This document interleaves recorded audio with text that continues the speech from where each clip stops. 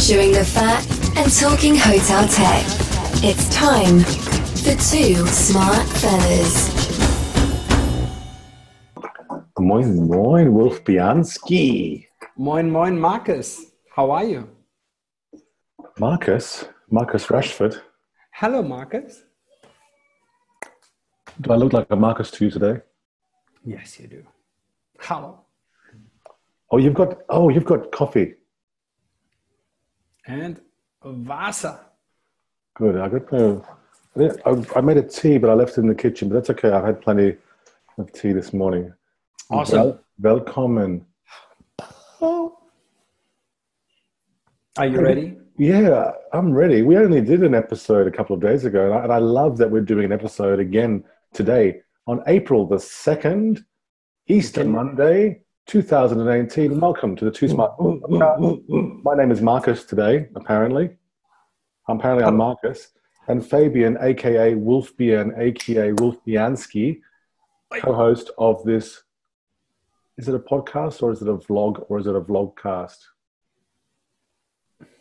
Good question. It's special. It's unique. It's like Superman. Superman? Yeah, come on, he's special. What's your kryptonite? No. We have to be the dynamic duo. We can't just be. Oh, pow. I'm the Robin to your Batman. You're the Batty Man. I'm glad you said Robin, not the Catwoman. I would have loved to see you in that Catwoman outfit going, wow. Would you? Would you like to see me in spandex?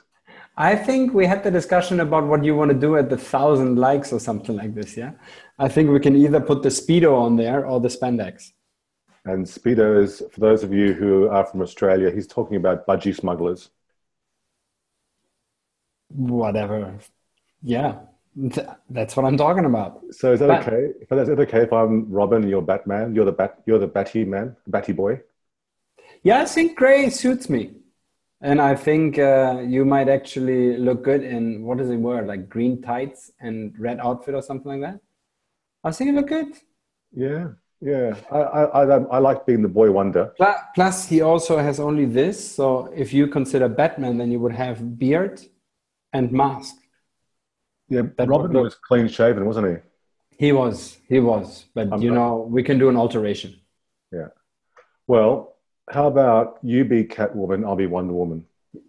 Ooh, I don't think I look good in spandex. Wait until my first triathlon. So I did myself a favor and signed up for 3 of them. Are you training? I am training. And then I had a weekend, Korean barbecue, and I put on all the points again. Nothing wrong with Korean barbecue. It's the how many beers go with it is the problem. Yeah, I mean, the one beer I had, literally, that. Yeah. I don't mind a beer, but like I told you last week, we brew our own cider. We have a home brew, and that's gluten-free. And this episode is gluten-free because you're drinking black coffee, no milk. What are we talking about today? What are we doing? So we're going to talk about loyalty, and how badakakaboom it is. Then we're going to talk about... You say how badakakaboom it is. Absolutely. I love booyakasha, badakakaboom. I love all that. Yeah, I know. It's we're linkies. Pinky link. Here's a pinky link. Oh, sorry. Hey, Fabian, for people who have only tuned in recently, please explain what a linky is. I actually forgot. It's somebody who engages on LinkedIn, yeah? Exactly.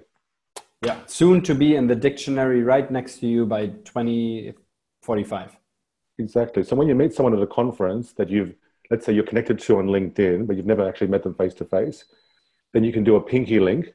It's like a secret handshake. And you might be double income, no kids, otherwise known as a dink. So you can have linky dinks or a pinky link. Chop, chop, Fabian. Chop, chop. Let's get into this. Chop, chop. Okay, so we're going to talk loyalty. Thanks to Jesper for bringing that up. Wonderful comments. I think you had plenty of views, so we just want to tag on that one. Very interesting. Then we're going to talk about your startup, and we're doing a comparison. Yes. Of 2 startups, similar to what we did with Oki and Upsell Guru, By the way, I met Absol Guru Hans last week. When did we do the show? Thursday. Yes. Yeah. So I met him after. How late was the night? That's all I want to know. What time did you rock in? I went back just before midnight. I wasn't too long. It was okay. So, and if you consider... But what time was your first beer if you got home at midnight? About 7. 6:37. So yeah, it was normal. Yeah. So that was great. And then we're going to talk CryptoCon. Cool. Yes. All right. And that leads into loyalty again. So, nice one. Where to start? Well, I can start or you can start. I don't mind. Okay, let's start you because then the loyalty goes into loyalty. Okay.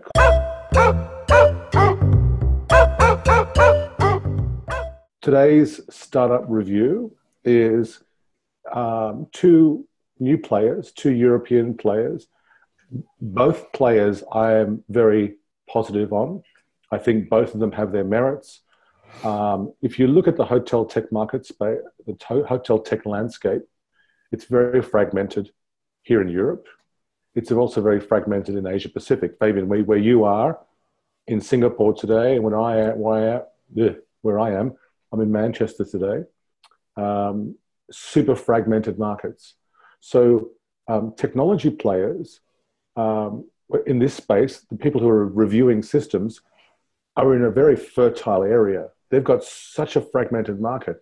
Now, by contrast, the US market is not indicative of the hotel market. It's big chains in the US, Choice, Best Western, blah, blah, Wyndham, blah, blah, blah, blah.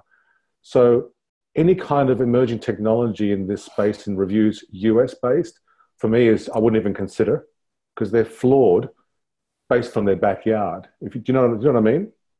Yeah, I think we had the discussion when we talked about PMSs and we realized how fragmented the world is. And then when we looked at RMSs, we realized actually it's the same in the RMS space. You have a lot of people making their mark in niche kind of areas. They grow to a certain extent. And then I always put it down to they kind of want to stop at that level. And they're comfortable at that level, being a regional player, a strong player. And now everybody seems to be going like, oh, I'm in Europe, I want to pop into Asia. Oh, I'm Asia, I want to pop into Europe. But you're absolutely right. What HotelHero does and where hotels itself have a problem is hey, I want to play with you, but can I actually play with you? Why can't I play with you? Kind of. You've hit the nail on the head.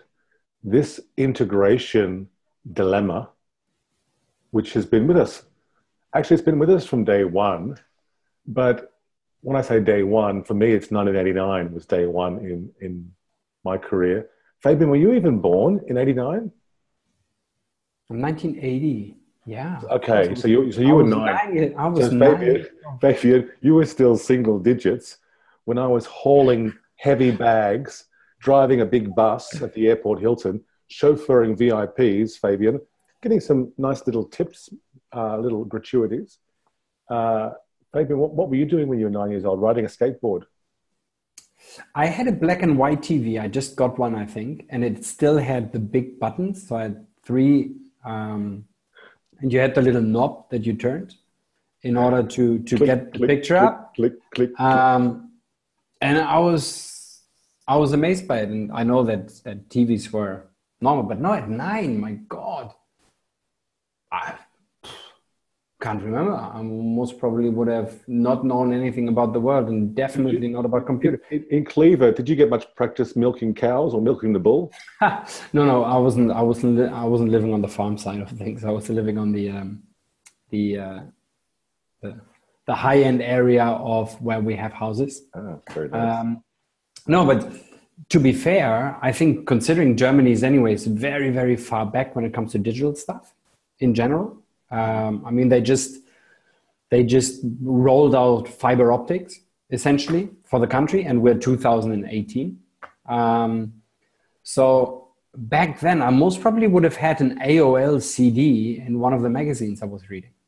Do you remember when? Yeah. Do you remember when all of the magazines had AOL CDs, and then you kind of went like, "But I don't have a CD thing." PC Mag. But Fabian, you know that I used to obviously use Windows computers, but I'm a Mac boy now. I'm a Mac man, and I'll never go back. Actually, you know what?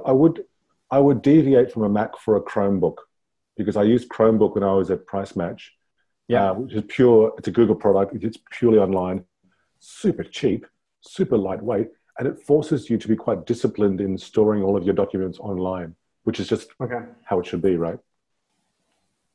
And you know what? Before this morning, I was trying to do a test call with you, like, can you hear me? Can you see me?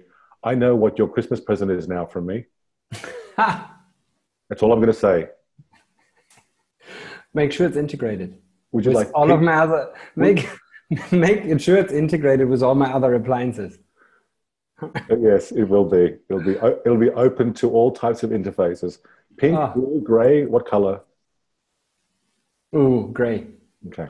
Now, but question. So coming back to the startup, right? Why do you think we're in this dilemma? Oh, that's a good question. We don't know. We're in this dilemma for a couple of different reasons. There are technical reasons and there are commercial reasons. Most of them are commercial. So there are big, old, ugly legacy players who see the writing on the wall. I'm talking, let's say, PMSs. Yeah. Big, old, ugly legacy players who realize they're not future-proof, let's say, in terms of native cloud. So they whack their whatever DB, whatever app on a hosted cloud platform somewhere. And then it's very difficult for them to integrate, because if they've come from a client server environment, and I've seen plenty. I've seen people say that this is a cloud system. You just need a Citrix thin client to connect, or a Windows terminal server. I mean, this is going back a few years ago now. But there are legacy players who actually may not even have the original developers around anymore who know how to, integrate with third parties, or their architecture is so limited in terms of how fast or how agile they are, right? That it takes a long time, and time equals money. So they have heavy costs and they're struggling, okay? So their user base is eroding. Yeah. Meanwhile, all these startups, let's say Booking Factory, Muse, Clock, these kind of guys, are going... Great article by Evan, by the way, on the cloud versus hosted. Yes, good call. I'm going to put a link right here. See where my finger's doing that? See that? Literally, I'm going to put a link right there. Okay, so look, I'm not talking about guest line. I'm not naming guest line. I'm not calling out guest line. But there are players in the UK who have a lot of users, and these guys, they refuse to integrate with anybody. I was at SiteMinder for a couple of years. This is why I'm living in the UK. And there were UK chain hotel customers of a certain PMS. And remember, I'm not calling out guest line. I'm not naming guest line, right? To be clear, okay? But there were, and there still are, a couple of, I think, hotels still using some older tech. And these hotels were saying, oh, we want to use SiteMinder Channel Manager. And that PMS refused. They said, no, we've got something called ResLinks or ResPuma. What's that? Anyway, they have their own channel manager. Yeah. Costs, it's actually pretty cheap. They cost $1.50 or £1 every single booking that comes through to the PMS through their own channel manager. I think it's called ResLinks. They're charging £1. But Fabian, if the booking comes from booking.com, you're paying 15%. If it comes from Expedia, you're paying 15%. But guess what? They're whacking you with another £1 on top of that for this ResLinks product. And again, I'm not calling out anyone in particular. That's a commercial reason. There's a commercial reason why the hotel cannot choose best in class. So hotels are in a quandary.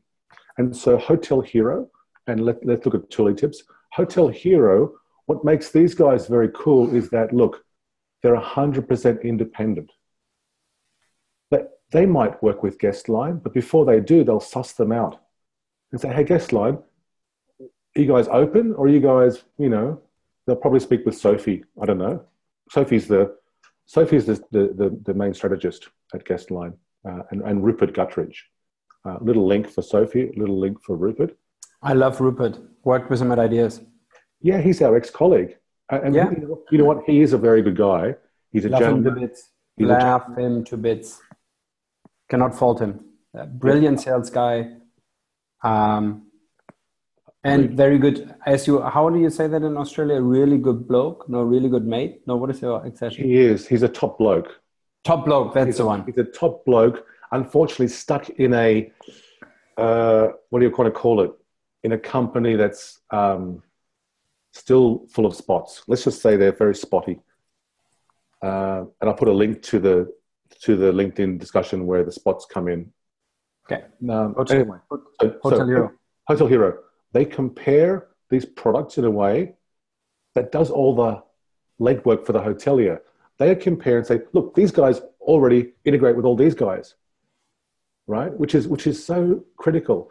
And it costs nothing. It's free to the hoteliers.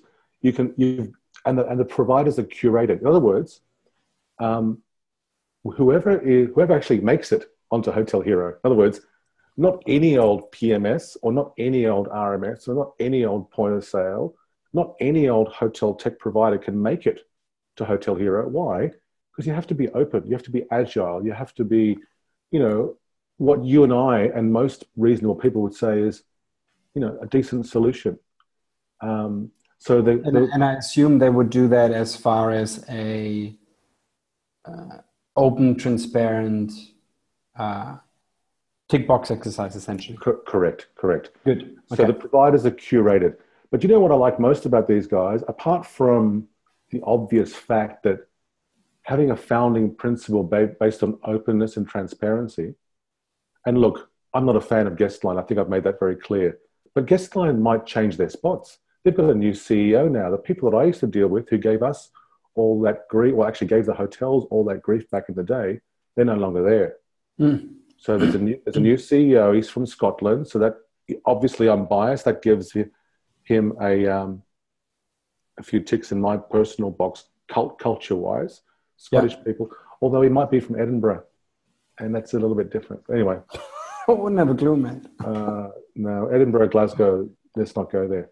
No, what I like about these guys is that do you know what? When you meet people and you think, oh, this is me when I was 22. Or this is me when I was 23. So these guys actually are hoteliers. They're young, but not just young. They're young and sincere, and that makes the key difference. Okay. So anyone who's watching here, please go to the website, check them out. The three co-founders are Florian, Julien, and Thibault. And Fabian, they went to Swiss Hotel School just like you. I know. They went to, I talked to Florian for about an hour and a half, 2 hours after ITB. So we caught up for a couple of drinks. And it's interesting to hear that the idea was born in the hotel school. And that one of I think the senior advisor, Ian, actually helped them and said, come on, guys, turn that into something. Yeah, shout out to Professor Ian Miller, doing amazing work. We need more of you guys. Over a decade now. You've got Ian here in Switzerland. You've got Steve Rubin over in New York. Amazing teachers and lecturers who are really doing special work. I think it's no wonder that HotelHero have come up with a great strategy because they've got Ian Miller in their corner.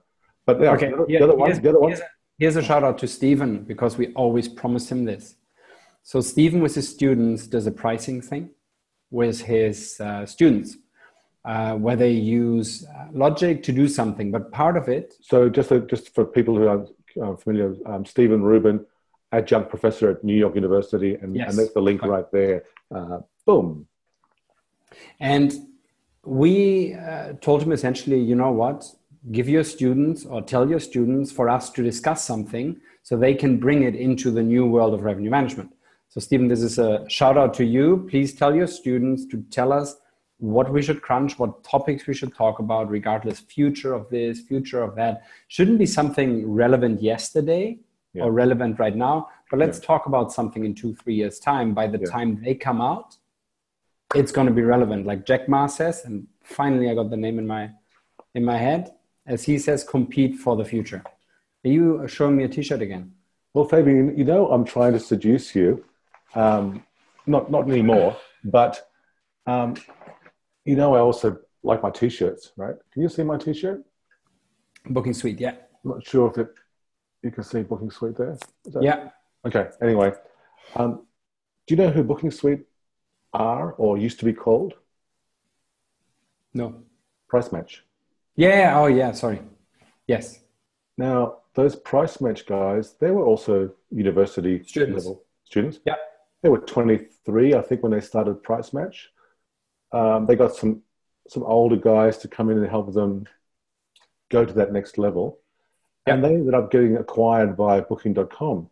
So anyone who tells you, and I'm talking to the millennials who might be listening to us today, if you're speaking to software vendors in the hotel tech space or travel tech space, and after an hour or 45 minutes or however long it might be, if you're scratching your head thinking, you know what, they talked a lot and they used a lot of acronyms, but I'm actually not entirely clear about what they're doing, it's probably because those people don't know their stuff well enough to be able to explain to you. So this is why Two Smart Fellas is going to be continuing to produce content that's for all different types of community members. We'll be doing deep dive, well, I don't like deep dive, detailed, but fast analysis on CRS, channel managers, all of these different terms that get obfuscated. That's a long word, but basically, if someone's a salesperson and they don't know what they're talking about, but they know how to talk, they'll probably just confuse you because you're listening and you're trying to understand. And if they are not making sense, it's because they probably either have a vested interest or a bias, or they just don't know their stuff. Anyway, so the Booking Suite is a shout out to the team that I worked with out of Price Match, who sold their business to Booking.com about 3 years ago. If they can do it, guys, you guys can do it, and we'll be happy to help you. Now, let's go to Tooly tips. I have to say, I like their website. What do you like about it? Is it the beer? Is that you? Yeah. No, it kind of reminds me of the Booking Factory from this cartoonish kind of thing. Do you know what I mean? Yeah. But I like the brand. The brand looks really good. The Tooly tips on top. Well, okay. It's a very nice brand. You mentioned the brand. You know I'm an Aussie. Yeah. Now Tooly, do you know what do you know what Tooly means in Australia? No. Okay. Aussies who listen in, I know there's quite a few of you. Rob Patterson, by the way, shout out to Rob. Rob, we love you. You gotta send us a selfie on that treadmill. Hey, who said it's a treadmill? He's probably doing deep squats and deadlifts. You don't know if he's on a treadmill. Anyway, so true. Rob will back me up, and a Tooly is not a good word in Australia. Okay, do you know in the US? Let's leave it for the people's imagination and let's see if we can drive up the Google search engine for people. Okay, let me just say, in the US you have spring break. Yeah. What's spring break? Oh, don't you call it breakers or something like that? No, schoolies. You call it schoolies, yeah? Yeah. So in the US you have spring break. Correct. And what is that? All the young kids go somewhere? Oh, it's college off terms in between, kind of like a thing. Yeah. So we call it schoolies. Okay. They all go to the Gold Coast, but this is not college. This is high school. The last year of high school. So 17 and 18-year-old, 17s. Okay. Continue. Then I need to jump in there. Yeah. It's called Schoolies Week. And then older men, creepy older men who go and just happen to be in the Gold Coast at the same time in their budgies at the surf club. They're called Toolies. Okay. They're called Toolies. I'm not making it up. So when I first heard Tooly tips, I'm like, you know what? You might want to change the name in Australia. I'm just giving you a free tip, mate. So first time I went out with Sabrina, we actually went. My wife, yeah. So we went to the Gold Coast and we wondered why all the hotels were full.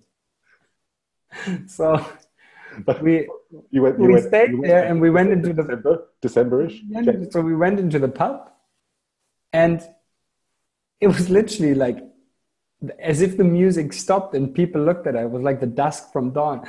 Looking at us, I'm like, what do these old fellas do here? And I was like, no, that's called Toolies, mate. That means and I was you were a Toolie. No, me and Sabrina, and I was like, are we wrong here? And she was like, yeah, I didn't know if it was schoolies, but it seemed that schoolies going on, and it was like crazy. Like, how old were you? Oh my God, that must be 8 years ago now. So you're about late 20s, early 30s? Yeah, late 20s. But still, you kind of go there and you go like, why is everybody so young here? Because I was like, this is strange. I can't remember it throughout the week. It's like a Thursday. It's like, what are they? Don't they have school? You get a leave pass because you're there with your now future missus. So you're not really a Toolie. You're just just a couple. No, we were just in the wrong place at the wrong time. Yeah. So anyway, okay. But you know what? People get branding incorrect sometimes, despite best intentions. I'll give you one example. In Australia, Mitsubishi have a 4-wheel drive, which is called Shogun, I think, in Europe. It's a big 4-wheel drive. But in Australia, the same car, Mitsubishi 4-wheel drive, is called Pajero. Have you heard of that? Yes, but you know, Holden and stuff is all different, right? So you have Opel in Germany, Holden here, I think Vauxhall in the UK. Yeah, but do you know what Pajero means in Spanish? Okay, so Mitsubishi Pajero, Pajero. I'll put a link here, actually, so people can go and see what pajero means. Because in Spanish, you pronounce it pajero. Fabian, maybe ask Sabrina. She might know. But basically, it's not good. And I'm not going to say it because this is a family show. I love the way you come like, no good, no, cannot. So Pajero is pronounced pajero in Spanish. And it basically means wanker. Great car. So we were driving and Dad would start pointing to the car and say, look at that car, kids. Look at the car. Mitsubishi Pajero is driving by. Tooly tips. I do apologize for my co-host. Let's go back to reviewing you properly. I like your logo. Well, Fabian, you would like it because you've been an accidental Toolie. Anyway, look, you know I'm always partial to a beard, so they get points for the beard. But you know what? Who are we? That's very important. I think in all business, it's good to know the people behind the brand so you can get an insight into the culture. Yeah. So a good experience comes from a good decision, blah, blah, blah. Okay, look, Tooly Tips is the marketplace. Hang on a second. Oh, by the way, I like Tooly Tips. I think I met Massimo at that party in Berlin. We had a few beers until I got dragged onto the dance floor by Liza from HIC. But hang on, Tooly Tips is the marketplace. But hang on, no, Impala is the marketplace. And so too is Snapshot. So I'm just calling out the selection of the words marketplace. Yeah, but everybody kind of does that, no? Everybody kind of does that. We are the marketplace, blah, blah, blah. We are it's a marketing gimmick, I think. Just to give them, I think they want to say the German Z. So Tooly Tips is the marketplace. Well, so in marketing, which I sort of specialize in, word choice and spin and word selection is something we look at very closely. And you know what gets my goat? Is every single supplier out there talking about revenue management and I'm revenue this and I'm improve revenue.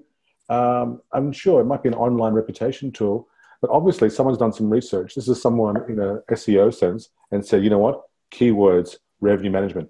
Whatever you're doing, flood your written content with those words. Just just stuff as many of those words in there as you can.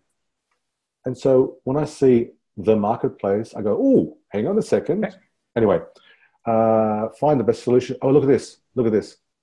Find the best solution with hundreds of hotel software. Actually, this is not correct English. I think they're from Italy. Okay. So let's not call them out on that. They probably, well, Massimo, I don't know who does his marketing, speaks very good English, but that's not correct English. But anyway, hospitality, business focus, avoid bad choices. Yeah, well, how are you going to avoid bad choices if you've got hundreds to go through? Do you know what I'm saying? Tooly tips in 1 minute. Most reviewed tools. My forecast by Sikaniaks, I've never heard of it. Slope, I've also never heard of it. Have you heard of? These are the ones that I wouldn't have a clue. Okay, but these are most reviewed, and I know a bit about this stuff, and we've got no idea. Oh, okay, look at this. Here is a sorting of the top reviewed hotel software categories. So CRS. Oh, so Simple Booking is a booking engine and not a CRS, but I'll leave that for now. Let's look at booking engines. Okay. Yeah, I think it'll be interesting to hear different definitions of what a CRS versus a booking engine, because it kind of, over the year, back in the days, nobody would talk about a booking engine. Everybody would talk about a CRS, where yes. Back in the days, the CRS was really just a booking engine with multi-property capabilities. Yes, exactly. In a very, very simple... True. No, you're 100% correct. And I've got an episode just waiting to go, mate, on CRS. Good. I'm just waiting for you to press the button and say, go, Erik. Okay. So Easy is from India. They're they do everything. Well... Channel management. Yeah, but do they? But do they? Are they reputable? I've got no idea. I met the CEO. He's a very sharp guy. What's his name? To say, very sharp guy. Give him a shout out. Give me 1 second. Okay. Easy. Well, while you're doing that, now the PMS, this is the top reviewed PMS, right? Something called Slope. I met Vipul Kapoor, co-founder actually. Don't know him, never heard of them. They might be big in India. Okay, you know what? Let's give them their credit. Maybe they're big in India. But, and they might be decent. But just because you're big in one country doesn't mean you're going to be big everywhere else. So I always look at local support. I think local support is very important. All in one software. Hopefully both HotelHero and Tooly Tips will highlight whether I have to call Delhi or Bangalore in the case of Easy, or whether they've got actual local support. Now, so PMS, never heard of it. Screenio, yes. I've heard of Screenio. No, haven't heard of them. Amadeus Iteso, yes. Of course. Yeah, of course. Yeah. Leonardo, I think that's Italian. Anyway, looks like they're very Italian-centric, yeah? Okay. Which makes sense. But look, Italy is a big market. So, the branding is nice, apart from the name Tooly, for obvious reasons. Would you agree that Tooly was not the best name to use in Australia? In Australia, I don't know. That's what I'm saying, is I'm not an Australian, so for me, it has no resemblance. No, but if you go to the Gold Coast and say, hi, I'm from Tooly Tips, it's not going to go well. You know what? I'll be down there soon. Try it. I will make that. Hey, I'm a Tooly. Just try that, Fabian. Just say, hey, I'm a Tooly. Anyway, you're not a Tooly, by the way, Fabian, but... Thank you. I'm trying to help you out here. Look at the categories they've got here. Booking engine, good. BI. I have a problem with BI because BI should be within every single application, not a separate standalone category. Just my personal opinion. Okay. CRS, yeah, cool.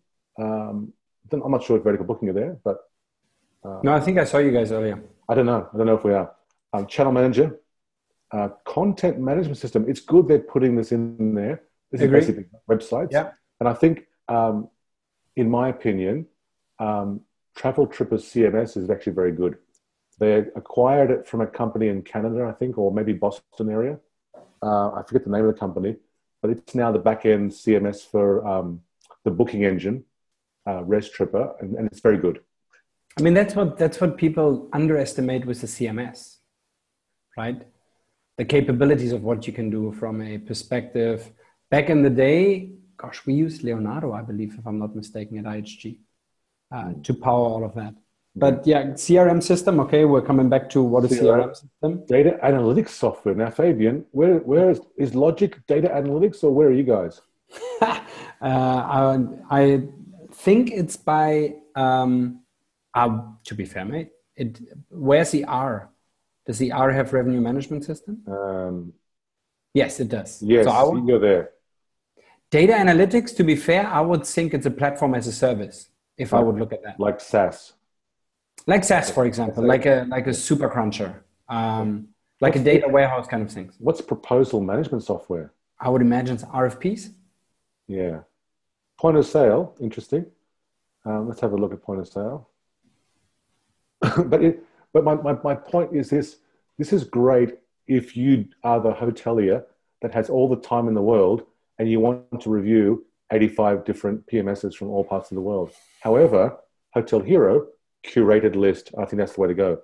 Now, hang on a second. Fabian, you used to use Atrio, didn't you? Yeah. I think it's a PMS, no? Yes. I don't know if they have a POS. Well, I think it was a POS, meaning piece of piece of shizer. Oracle Micros, yes, definitely POS. Speaking of branding. Hey, why are you doing this to me? I was so nice to you, Easy. Well, Fabian, please speak to Vipul. I don't know if Vipul is a Tooly himself, but just no. To be fair, mate, he's a super cool guy, top notch. Take it with you to the Gold Coast. An easy burp is okay. Okay. Optimus. Correct. All right. You know what? There's plenty more point of sales than this. Yeah. There's TC POS. And for those of you that don't know, TC POS is our sister company. So TC POS is fully digital cloud point of sale for both food and beverage and retail. That's a cluttered website, mate. Well, it depends. They do stuff. If you're a hotel, this is your hotel solution. Okay. Now, I know for you, Fabian, it's probably easier if we go to Deutsch. I don't think so. I lived more time outside of Germany than I lived inside of Germany. Because maßgeschneiderte Lösungen für Ihre Gäste. Ja, genau. Zukunftssicher, da sind wir doch wichtig. Ja, look, the TC POS Softwarelösung stellt eine Suite aus Machtdienungen. Okay. Job. Und flexiblen. Okay, Fabian, you can do that better than me. Look, Tooly tips. I think they're good people, but you're going to have to look through 100 different systems. HotelHero for me is young and sincere. What's key here, they've been advised by somebody very bright. And what they've also done is being able to curate the landscape, create all that clutter. Hotels who just want to know, look, there's probably a half dozen cool players in each category. Can you sort through all the crap, please? And just show us who integrates with who.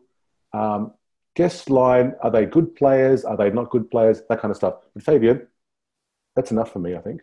I think so too. Yeah.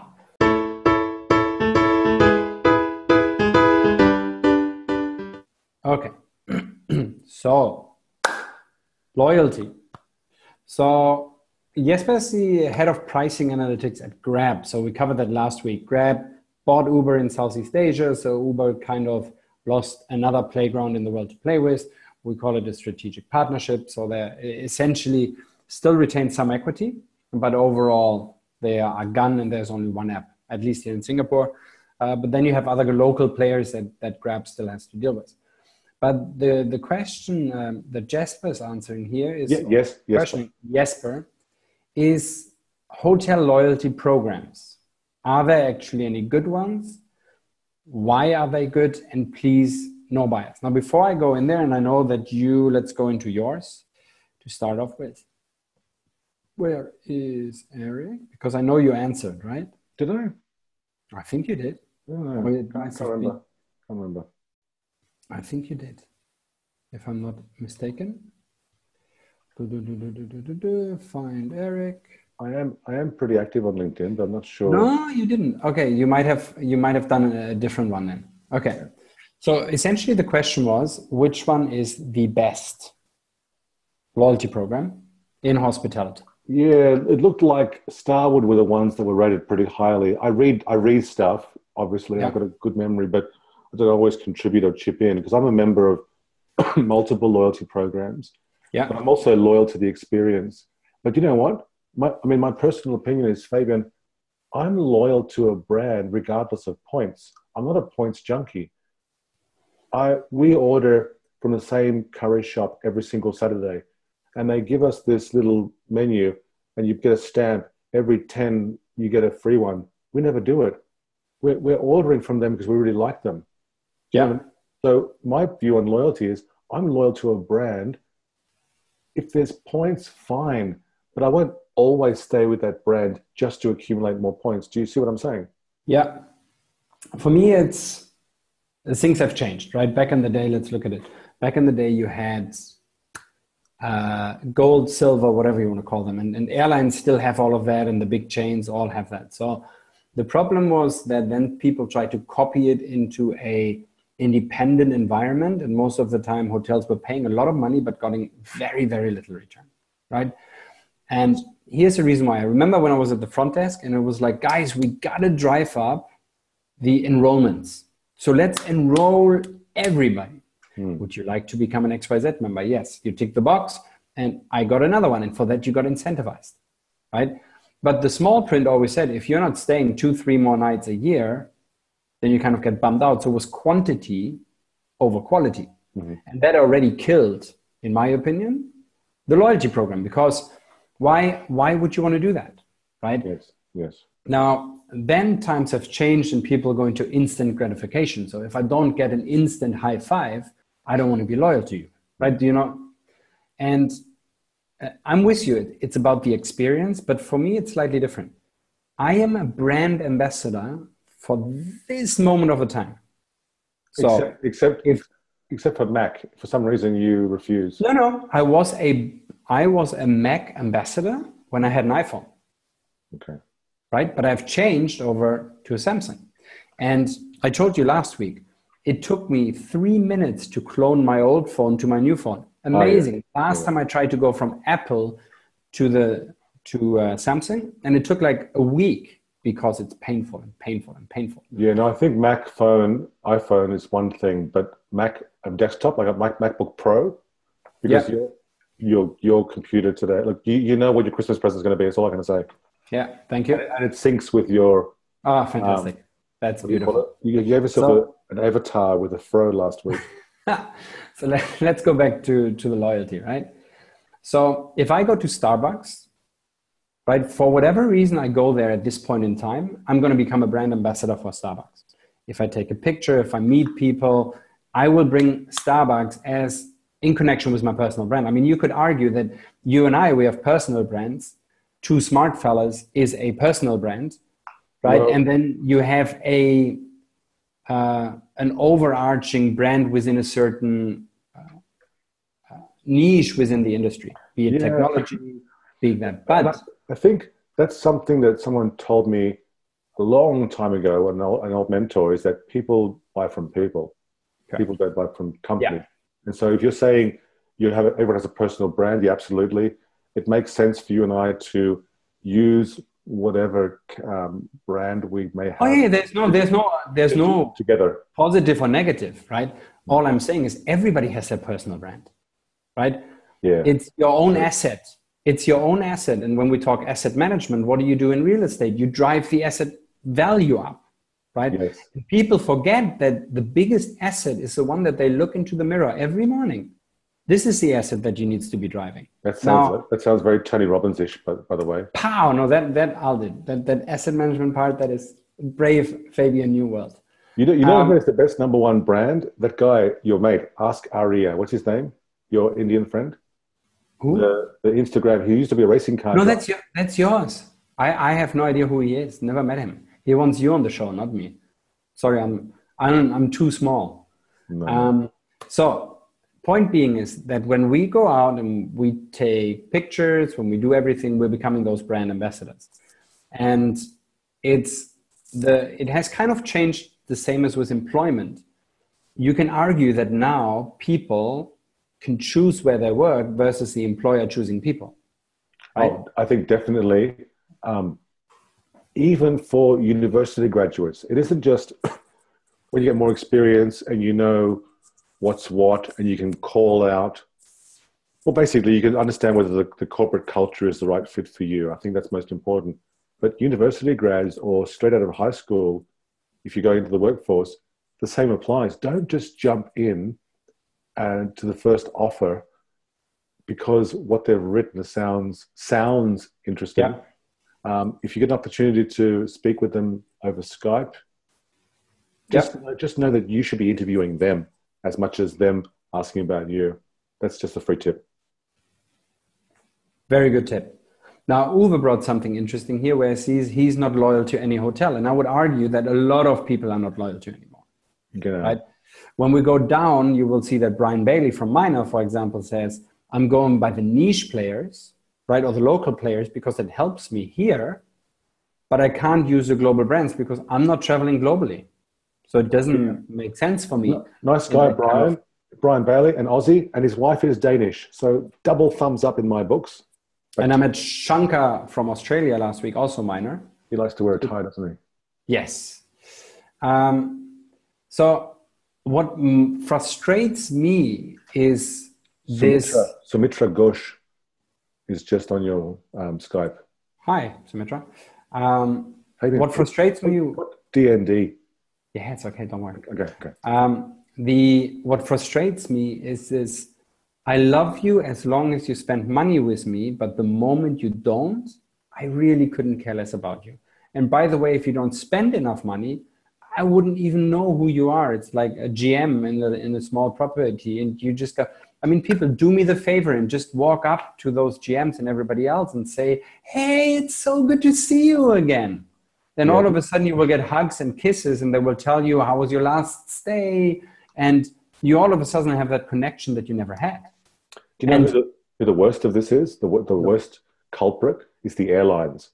Now, I fly a lot, but I used to be a Qantas loyalty member because of, that's a national carrier of Australia. But then I discovered Singapore Airlines, and I'm like, oh, this is actually cheaper and a much better quality experience, even in economy with the nice big screen TVs and movies on demand. So, you sign up for the loyalty program. I've probably got 5 or 6 different airline loyalty programs. But guess what Singapore did? This is a couple of years ago. If you didn't use your points, they got rid of them. Oh, yeah, they still do? So that's not on. Look, I still like Singapore Airlines. Agree. I'll go with Emirates or Etihad. There is a correlation between points will always lose value over time.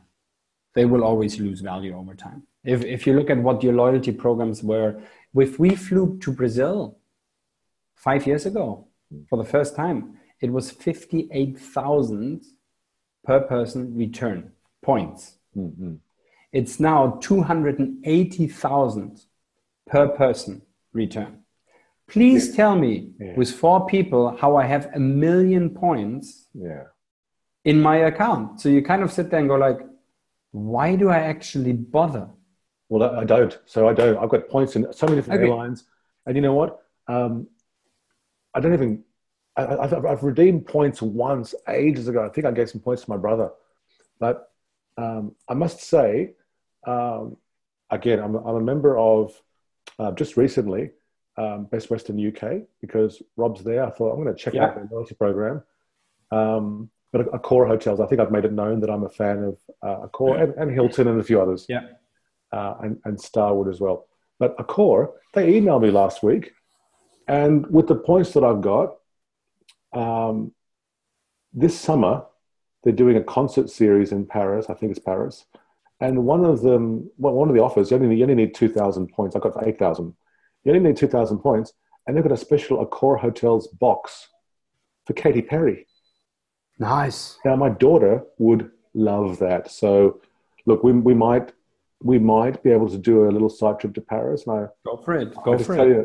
I mean, that would make my daughter's day. Do you know what I mean? would imagine. Now, that means something more than what the airlines are doing and deleting my points after 8 months. Anyway, back to you, Fabian. Yeah. Now, the second thing here is what caught me in Jesper's comment. Oh, sorry, sir, the loyalty program does not apply to this property. So all of a sudden you have this thing with me as a customer. I don't know if your franchise owned or managed or a joint venture. And frankly, I don't care. It says Frasier's on the top of the building. I like Frasier's because I stayed here. Now I'm staying 6 months. 6 months. It's not like I only stay a night. 6 months is a lot of points, right? Yeah.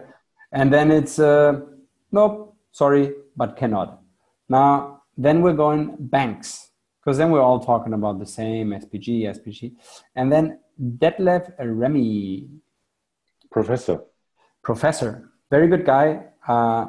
He at Singapore University, at Polytech, sorry. Singapore Institute of Technology, most probably will tell me off for giving branding to the other two.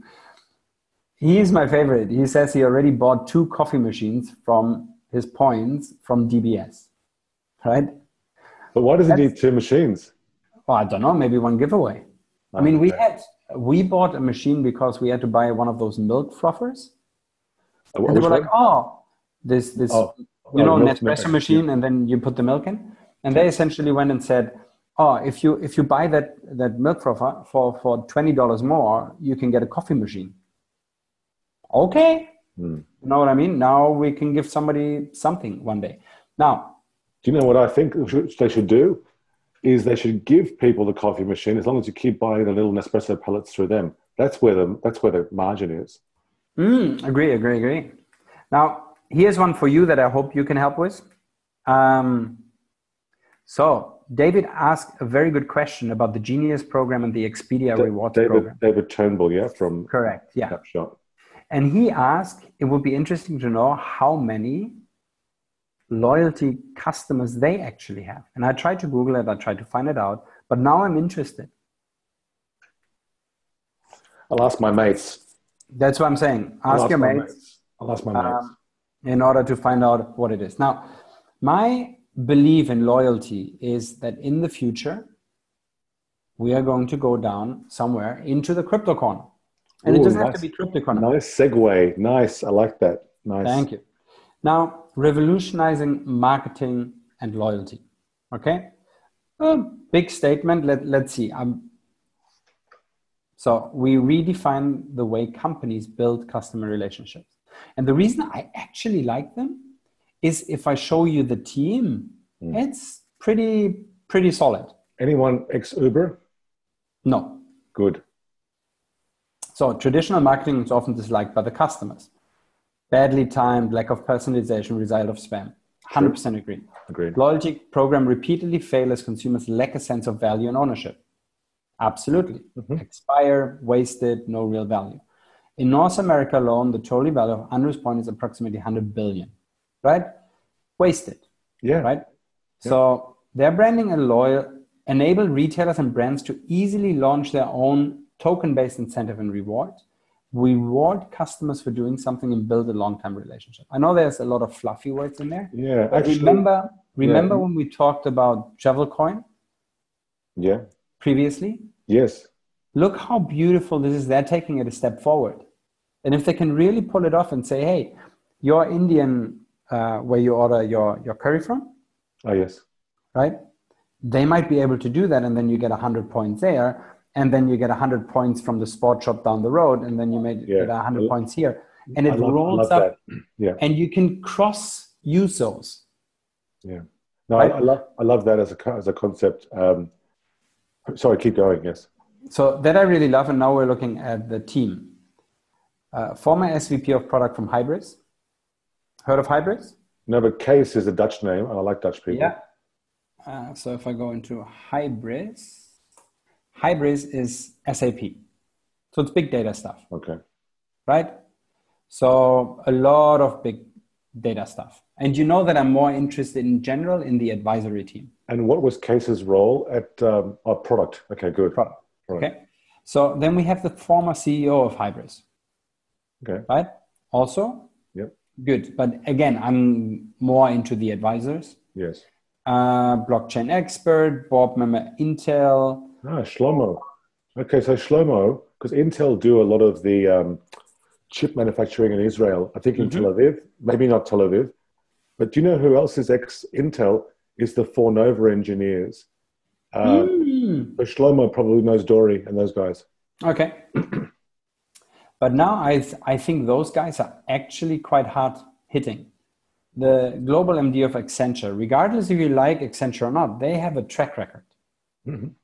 Right? Yes, yes. SAP, a lot of money. Right? I can't say anything about futurists. Are these advisors or these are... Those are the advisors. Okay. Right? And then you have blockchain again. You have somebody of Global GM Shell, serial entrepreneur, and then we're going down to MasterCard as well. So they do have a lot, the incredible team that sits behind it to say, you know what, if you have those high-hitting advisors, then I have a very big confidence that they will deliver on that. I agree 100%, Fabian. I mean, I'm a little bit, I look at people's names and backgrounds a bit closer probably than most, just because of my own background. But you've got, looks like Dutch, German, Israeli founding advisors teams, and also an Italian guy there from MasterCard. Just on, this is not a bias, but having worked in Australia, having worked in Asia, having worked in Europe, I do understand different cultural traits. Not that, you know, there's good eggs and bad eggs, but that looks good to me. Yeah. Plus, if you're a business and you're looking for advisors, it's good to spread them, right? Get some people from different countries in different verticals, even if it's not your own vertical, right? Or someone with a beard, someone without a beard. Someone without a hair, someone with hair, right? It's getting the point here being is getting a bit thin now. That you will only benefit. I mean, you can benefit from somebody who has no idea about your industry by them just asking in inverted commas silly questions that they go like, sorry, but I don't get it. As you said earlier with the HotelHero guys or the Tooly tips, where you said if you just say it in so many fancy words that nobody understands it, right? Yeah, Albert Einstein has been quoted. I don't even know whether he actually said this, but he said if you can't explain what you're doing to a 6-year-old, you probably don't understand it well enough yourself. And I think that's true. Try the 4-year-old. I tried that with my daughter. She beats me every time. my kids, so my daughter, she's 9, turning 10 in May. She was talking to her friends because they use the Musical.ly app. And it's amazing, this Musical.ly thing. She's right. She's a muser. So you know how we have linkies? Yeah. Linkies are LinkedIn people. So people who are into Musical.ly are called musers. Just like you and I think we're YouTubers. But my daughter was saying casually to her friends, "Oh yeah, my dad's a YouTuber." And one of her friends was like, "What? Really? What?" And my daughter's like, "Well, yeah." She's like, "What's it called? What is it?" I said, "I think it's called Two Smart Fellas." But then my daughter said, "But it's only for hotels and that kind of stuff." And her friend said, "I'm going to check it out. I'm going to see what Maya's dad's YouTube's all about." And my daughter's telling me, and I said, "Well, it's maybe not for her." No. I would have expected us to know it's the old guys, the old fellas. Yeah. Anyway, we're YouTubers now, and my daughter's a muser, and we don't want to be a Tooly. No, and I think with that, it's a wrap. Is that it, mate? Yeah, I mean, check it out. It's a fantastic thing. No, I think, look, from me, 2 thumbs up. I haven't read the white paper. I haven't gone into more detail, but the real problems they're looking to try and solve are sound. I mean, we spoke about loyalty and the the lack of loyalty, really, and the focus on me points, regardless of whether the actual customer experience is optimal. So with that as a framework, yes, I think Momentum is very, very interesting. Are they going to IPO or ICO? Because I'll throw a few dollars. I'll throw a few dollars that way. They're doing that. Yes, they are starting in 24 days. You can join the whitelist. Just click on it. What's the minimum investment? How much? I don't think there's a minimum investment on this one. I haven't looked into details. I just joined the whitelist for the moment to say if it comes in, then buy. It's a good time to buy Ethereum. Everybody out there, it's pretty dirt cheap. Oh yeah, it's very cheap. Happy Easter. Happy Easter. We shall see you next week. Bye.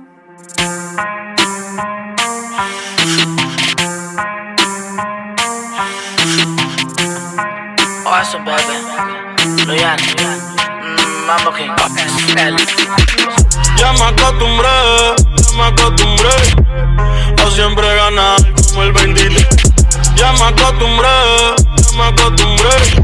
a callarle la boca al que no me. Ya me acostumbré a no importarme el precio de lo que compré. Ya me acostumbré a callarle la boca al que no me. Me acostumbré a que el envidioso siempre me traicione y que por la pauta mi nombre mencione.